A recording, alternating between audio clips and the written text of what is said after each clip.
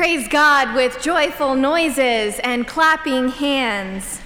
Praise God with arms that embrace others and hands that work for justice.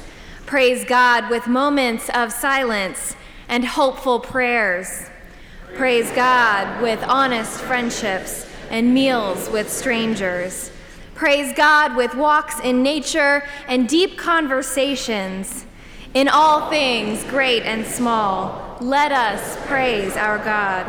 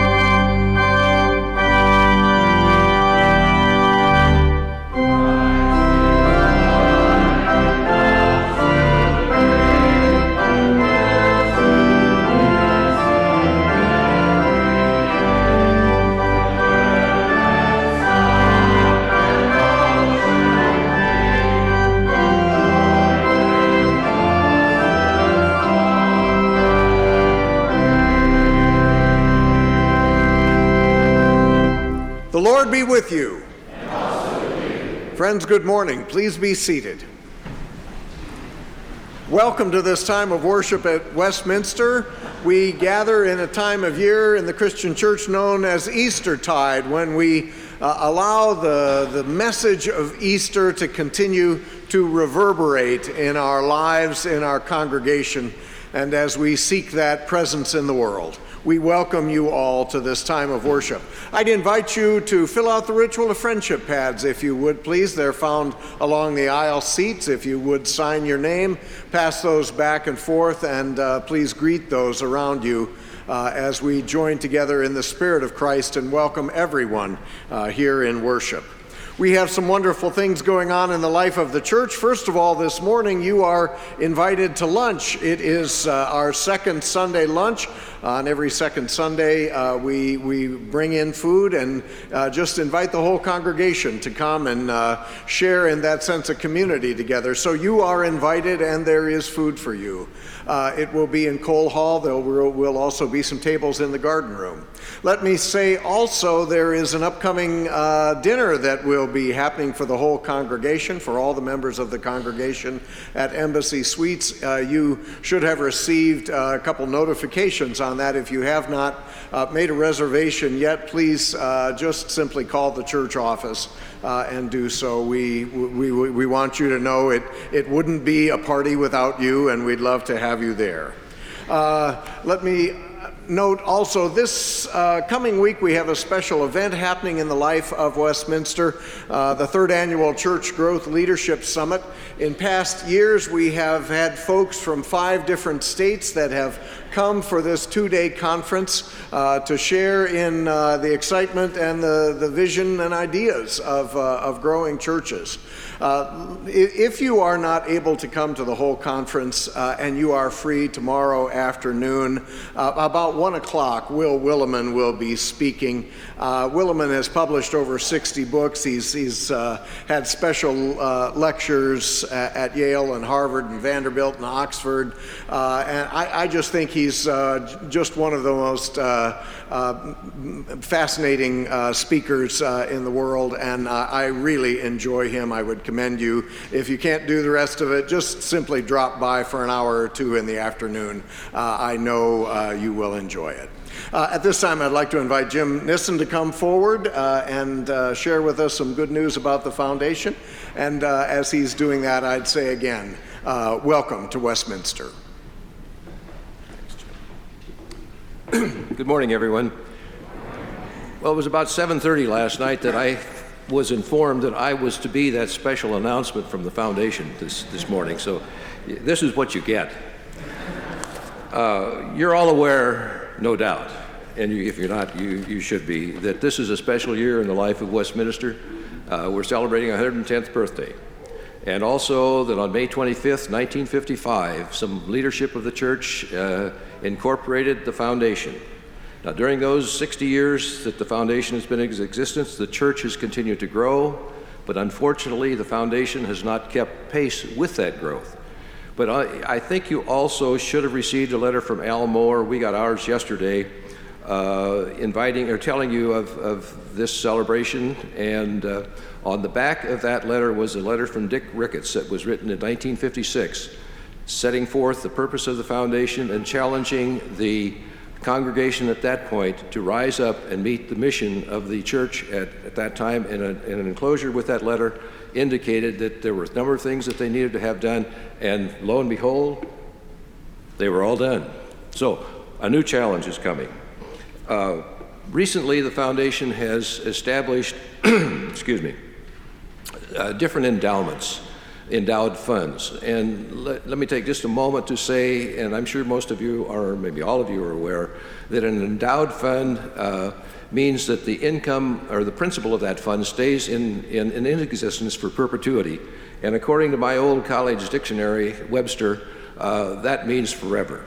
And that means that those funds can stay for not the next generation, and so on and so forth. And that's what we are really talking about in building the foundation, not only short-term, but also longer-term and end-of-life giving and so forth. But let me quote from the Bible a couple of passages that highlight one of the specific endowed funds and that gives purpose to that. In the Gospel of Matthew, Jesus says, "You are the light of the world. Let your light shine before all in such way that they may see your good works and glorify your heavenly Father." How do we let our light shine? Through the work of Westminster Foundation, which is what we're talking about. The foundation has an endowment, which I talked about, but this one particular one is the Great Commission Endowment. The Great Commission Endowment has helped us to begin the light of Christ shine in television ads, in starting up the radio broadcast, and the use of mass media, in supporting the efforts of the congregation to invite our friends and neighbors to join us here at Westminster. The Great Commission Endowment is helping us to let the light of Christ and the light of Westminster shine throughout the city. Excuse me. We are grateful to the gifts that got this endowment started, and we are pleased to announce, as an early gift in our campaign for the endowment, we have received a bequest of approximately $12,000 to help us do even more. This wonderful gift is going to help us let the light of Christ shine through ever more brightly throughout the city and Westminster. Please join me in expressing our gratitude for this blessing. You'll be learning more in weeks to come about the blessed event that will be coming, and God has blessed each of us to be a blessing and to Westminster with our time, our talent, and our treasure. Thank you very much. Thank you, Jim. And thank you to the whole foundation board. Friends, would you turn in your bulletin to the prayer of confession and let us join together in our prayer of confession. Living God, on Easter Sunday we celebrate your victory over death, but so often we forget to live as people of the resurrection. Forgive us for harboring doubt. Forgive us for clinging to fear. Forgive us for concealing our shame. Forgive us for hiding our grief. Forgive us for all the ways we fail to be Easter people.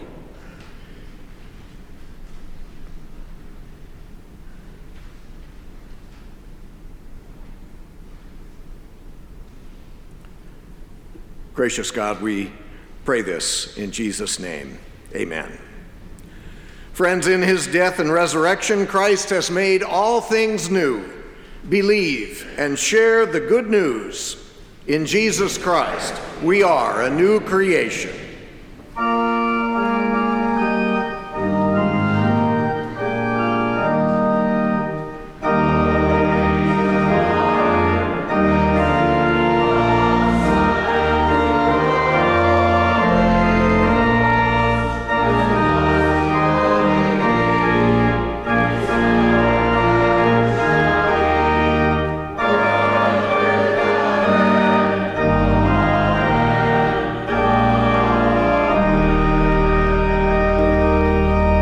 The peace of Christ be with you all. Let us share signs of Christ's peace with one another, and would the children please come forward.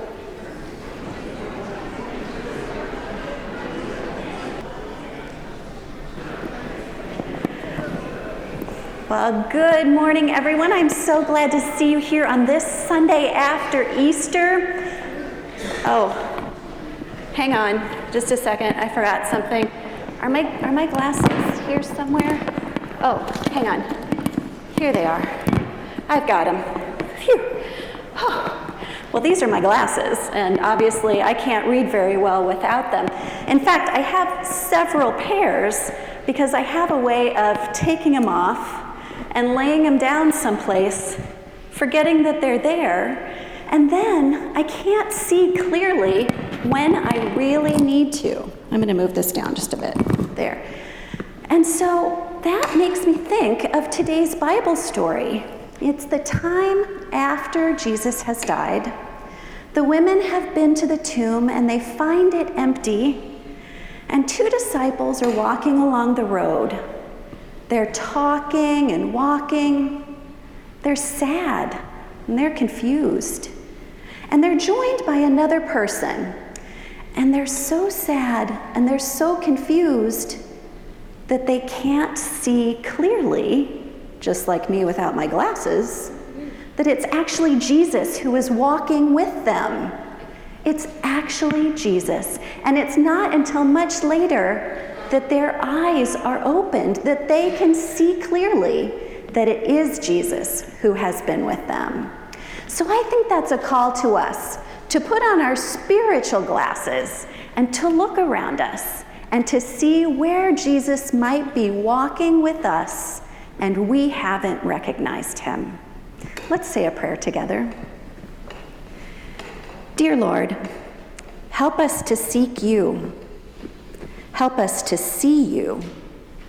Help us to show you in all that we do. In Jesus' name we pray, and let all God's people say, Amen.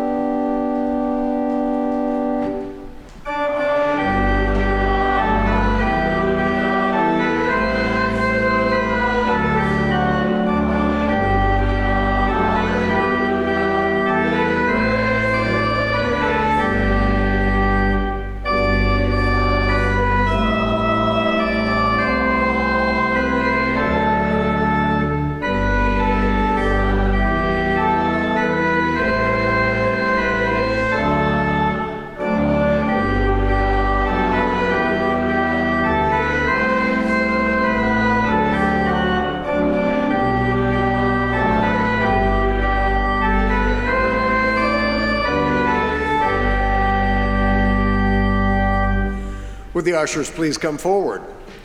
Friends, I know we were all heartbroken with those in Pilger at the time of the tornado last year, but it has been heartwarming to see the response from around the state as people have gone to help them rebuild. Our offerings this morning include support of our regular budget, which part of which is our mission fund, which helps to take care of people in situations like that. And there is a disaster recovery team that will be heading out there. As we share in our tithes and offerings, we're sharing with that support and love for those in need, both in Pilger, around the city, and around the globe. Thank you.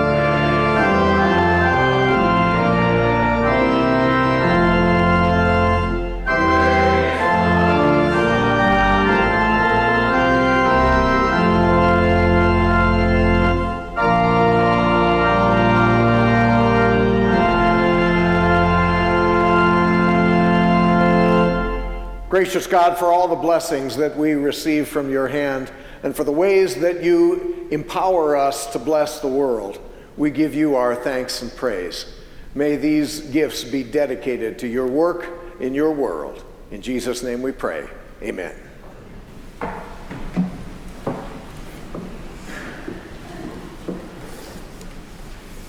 Our scripture today comes from the Gospel of Luke, chapter 24, verses 13 to 32.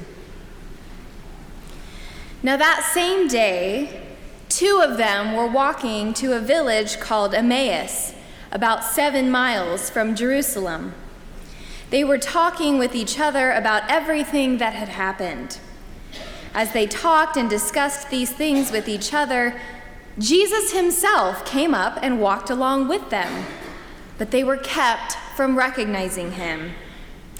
He asked them, "What are you discussing together as you walk along?" They stood still, their faces downcast. One of them, named Cleopas, said, "Are you the only one visiting Jerusalem who does not know the things that have happened here in these days?" "What things?" he asked. "About Jesus of Nazareth," they replied. "He was a prophet, powerful in word and deed before God and all the people. The chief priests and our rulers handed him over to be sentenced to death, and they crucified him. But we had hoped that he was the one who was going to redeem Israel. And what is more, it is the 3rd day since all this took place. In addition, some of our women amazed us. They went to the tomb early this morning, but didn't find his body. They came and told us that they had seen a vision of angels who said he was alive. Then some of our companions went to the tomb and found it just as the women had said, but they did not see Jesus." He said to them, "How foolish you are, and how slow to believe all that the prophets have spoken. Did not the Messiah have to suffer these things and then enter his glory?" And beginning with Moses and all the prophets, he explained to them what was said in all the scriptures concerning himself.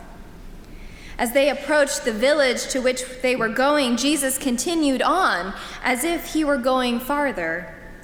But they urged him strongly, "Stay with us, for it is nearly evening. The day is almost over." So he went in to stay with them. When he was at the table with them, he took bread, gave thanks, broke it, and began to give it to them. Then their eyes were opened, and they recognized him, and he disappeared from their sight. They asked each other, "Were not our hearts burning within us while he talked with us on the road and opened the scriptures to us?" The word of the Lord. Thanks be to God. Well, I don't know about you, but I love parties.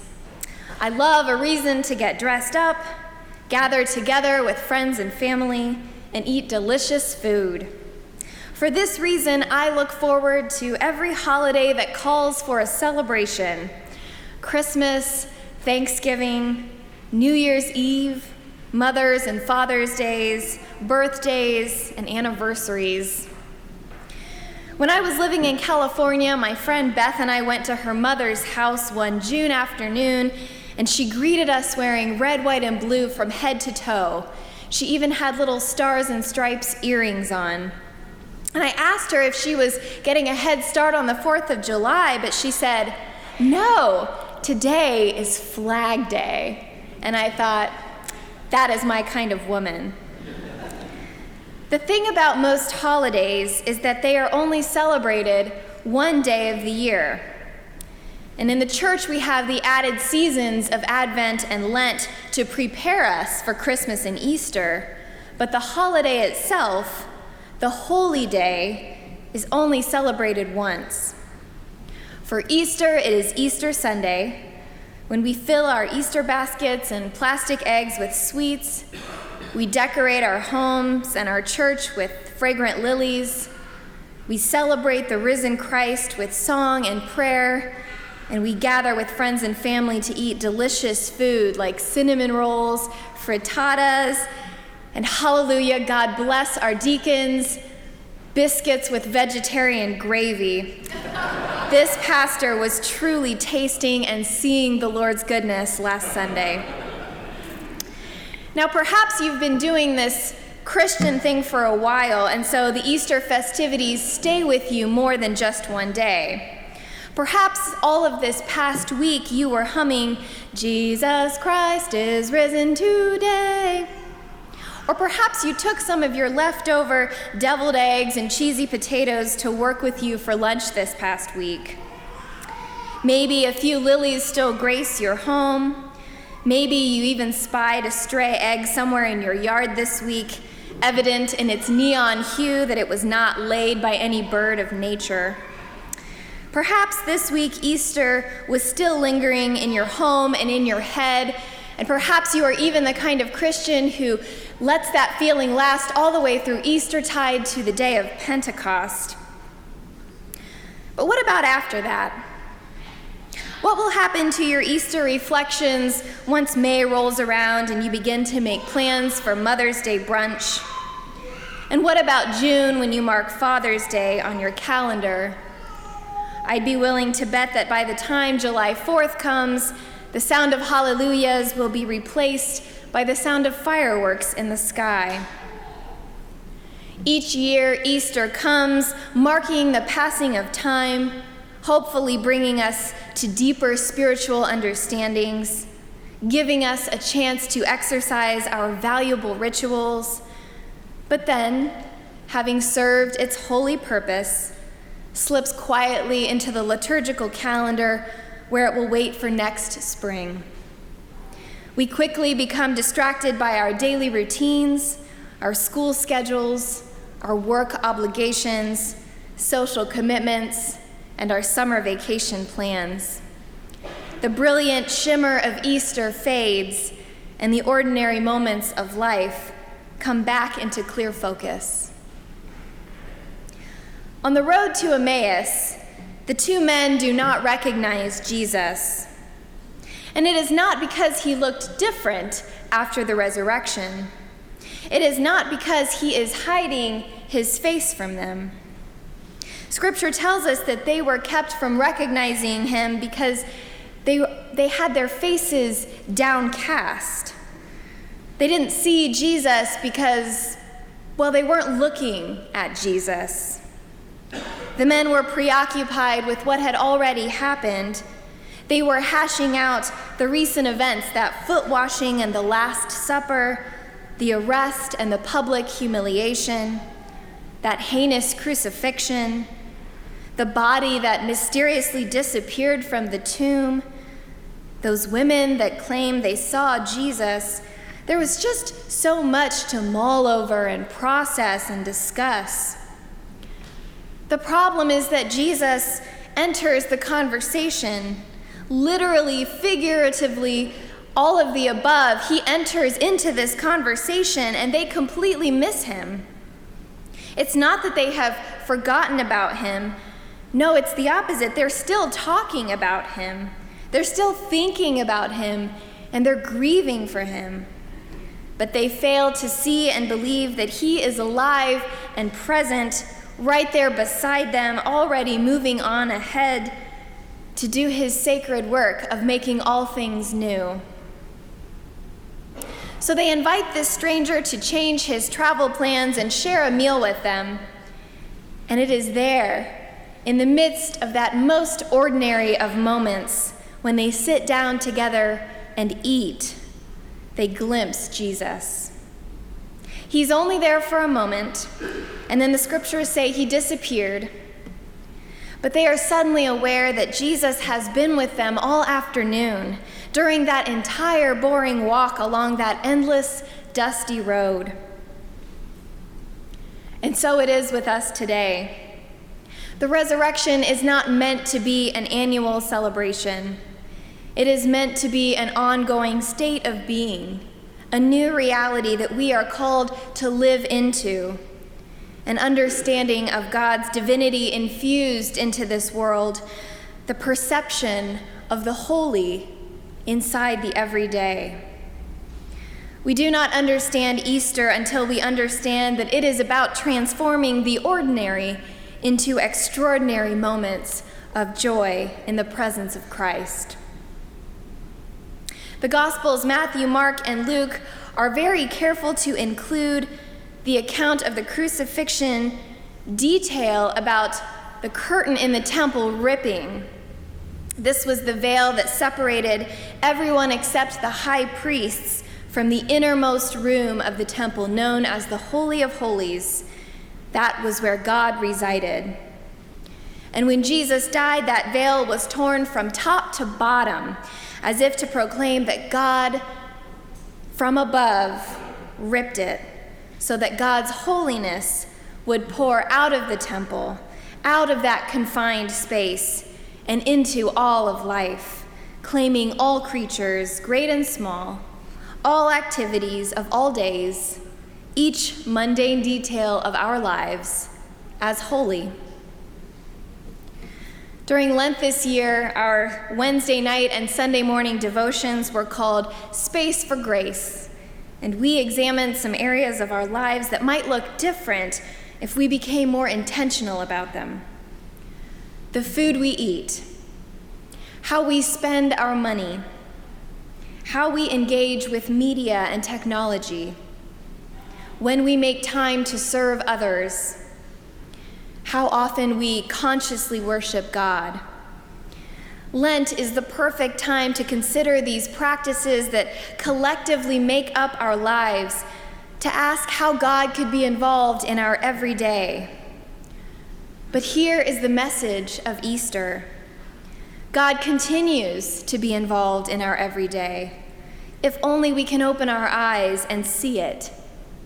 3 days, 3 weeks, 3 months after Easter, the risen Christ will still be walking alongside of us, eating with us, present with us in all things. Jesus is with you on that celebratory day when you receive the news that you got the job, but he is also with you during your morning commute to the office. Jesus is with you on Christmas morning, but he is also with you on a random Monday night when you run to the grocery to get a box of pasta. Jesus is with new parents during that miraculous birth of their first child, but he is also there as they struggle to figure out how to take turns sleeping and eating while caring for their newborn. He is with teenagers during their confirmation, but he is also there as they trudge to and from school every day and fret over college applications and graduation plans. Jesus is with couples on their wedding day, but he is also with couples long down the road when they have discussions about dirty dishes. Jesus will be with us today as we stand at the baptismal font and welcome 2 new members into the covenant family. But he will also be there as these children grow and learn to read and write. You see, the secret to living in the ordinary is not to climb out of it, to go on vacation to get away from it, or to wish away the days until your next big life milestone. The secret to living in the ordinary is to find Jesus in the ordinary, to see all the miracles among the mundane. Our God takes simple bread and wine and makes extraordinary promises to us. Our God takes plain water and welcomes us into a faith family. Our God takes a young unmarried woman and comes to us as a baby boy born in a feeding trough. That is where you will always find our God, in the ordinary. Don't miss Jesus because you aren't looking for him. Don't miss him because Easter is just a date on the calendar that has passed. Don't miss him because it seemed like just another meal and just another conversation. You can be certain of this truth. In all of the moments that make up your life, the risen Savior is present alongside you. Amen.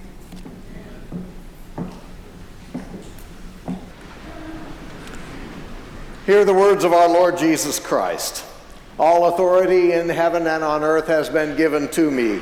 Go therefore, baptizing in the name of the Father and the Son and the Holy Spirit, teaching them to obey all that I have commanded you. And remember, I am with you always to the end of the age. In baptism, God claims us and seals us to show that we belong to God, uniting us with Christ Jesus in his life, in his death, in his resurrection. By water and the Holy Spirit, we are made members of the church, the body of Christ, and we are joined to Christ's ministry of love, peace, and justice. Let us remember with joy our own baptism as we celebrate this sacrament.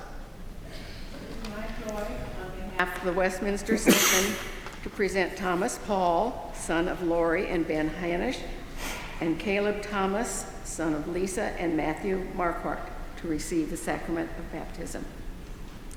Lori and Ben and Lisa and Matthew, do you desire that your child be baptized? I do. Who is your Lord and Savior? Jesus Christ is my Lord and Savior. Trusting the grace and mercy of God, do you turn from the ways of sin, renouncing evil and its power in the world? Do you? I do. And relying on God's grace, do you promise to be Christ's faithful disciple, to live the Christian faith, obeying God's word, showing Christ's love, and teaching that faith to your child? Before God and the family of God, do you so promise? I promise. And to the members of the congregation, do you, as beloved members of the Church of Jesus Christ, promise to guide and to nurture Thomas and Caleb by word and deed with love and prayer, encouraging them to know and to follow Christ and to be faithful members of Christ's church? If so, please say, we promise. We promise. Friends, in the pouring of the water, let us join our hearts and minds together in prayer. Creator God, giver of all life, we give you our thanks, for you remind us of your faithful loving kindness in the symbol of water. In the waters of the new creation, in the waters of Israel's liberation, in the waters of Noah's flood and the rainbow of promise, in the waters of the prophets who call for justice to flow like a fountain and righteousness like a never-ending stream, in the life-changing waters of Jesus' own baptism. Holy God, send your Spirit to move over this water, that it may unite us to Christ, and that your faithful presence may be a fountain of deliverance and rebirth. Continually wash away sin and bring new life, and pour out your Spirit on the baptized. Graft them into the body of Christ, that they may have the power to do your will and to continue forever in the risen life of Christ. Glory to you, God, our Creator, Redeemer, and Sustainer. Amen. Friends, in presenting your child for baptism, would you share with the church his full Christian name? Thomas Paul Hanisch. Thomas Paul Hanisch, I baptize you in the name of the Father, in the name of the Son, in the name of the Holy Spirit. Amen.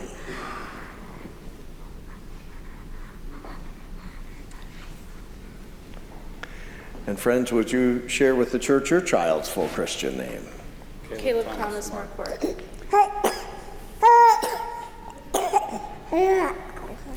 Caleb Thomas Marquardt, I baptize you in the name of the Father, in the name of the Son, in the name of the Holy Spirit. Amen. Lord, uphold these children by your Holy Spirit. Give them the spirit of wisdom and understanding, the spirit of counsel and might, the spirit of love and joy in your presence, now and forever. Amen. Friends, Thomas and Caleb have been presented to the church, and they have been baptized in the name of the Father, Son, and Holy Spirit. See what love the Father has given, that we may all be called children of God, and we are. As one faith family, we join together in God's grace and we support one another in growing in that discipleship of love. Remember the promises that have been made this day. Remember the promises we have made to all the children of the church. Remember the promises that we have made to God and that God has made to us. For surely God has claimed us as his children, one family of faith throughout the globe. Thomas and Caleb have been received into the one holy Catholic and Apostolic Church of Jesus Christ through baptism. God has made them members of the household of God to share with us in the body of Christ. Please welcome these new Christians by singing our song of celebration, I Was There to Hear Your Morning Cry. Remember the promises of God in baptism.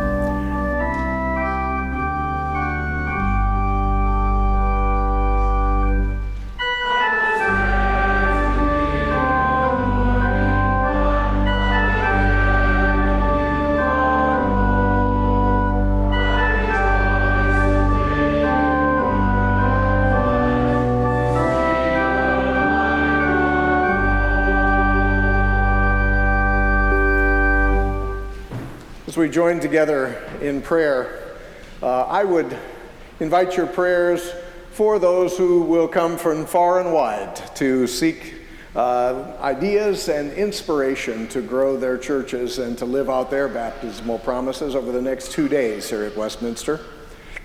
I would invite your prayers also. We are in a special time in the life of our country because there is a country 90 miles away, Cuba, that we have been at odds with for over 50 years.